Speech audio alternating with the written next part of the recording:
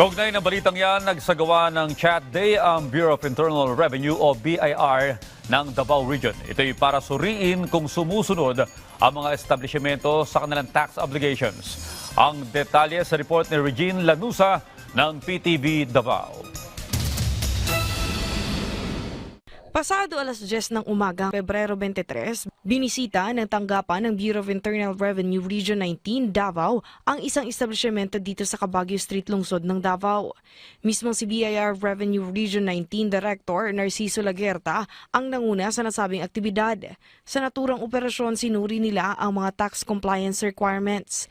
Kabilang na ang pagbusisi sa mga lisensya at iba pang dokumento ng binisitang negosyo. Ginabayan din sila sa tamang record keeping at invoicing requirements. Gayunpaman, kompleto at wala namang nakitang paglabag ang nasabing establishmento. Sinagot din ng mga revenue officers ang mga katanungan tungkol sa tax obligations at iba pang concern. Actually, para ma-check din po yung kompleto yung mga papers, yung mga documents kung legally operated din po ba. Para sa inyo? Yes po. Ayon sa nasabing tanggapan, ang hakbang na ito ay bahagi ng kanilang programang Council, Help, Assist Taxpayers o Chat Day. Iikot ang mga revenue officers at kanilang mga tauhan simula Pebrero 23 hanggang 27 ngayong taon sa mga establishmento dito sa Davao Region upang tingnan kung compliant sila sa kanilang tax obligations.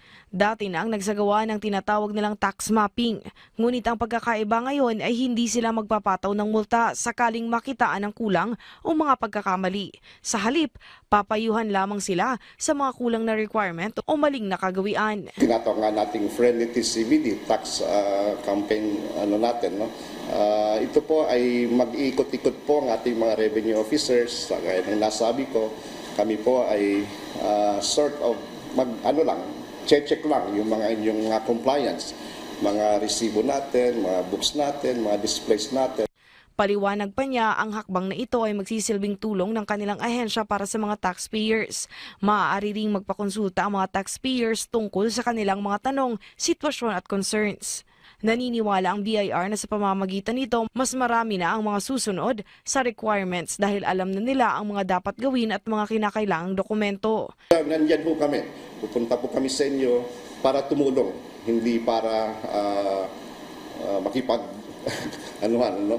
So asahan po ninyo ang aming mga revenue officers na pupunta po diyan na pagbilinan naming mabuti na sila ay maging courteous, maging friendly po sa inyo at wala ko silang ibang pakay sa inyo kundi kayo ay matulungan. Tatagal lamang ng 1 linggo ang kanilang pag-iikot. Ngunit ang kampanya ng Chat Day ay magpapatuloy sa buong taon. Regine Lanusa para sa Pambansang TV sa Bagong Pilipinas.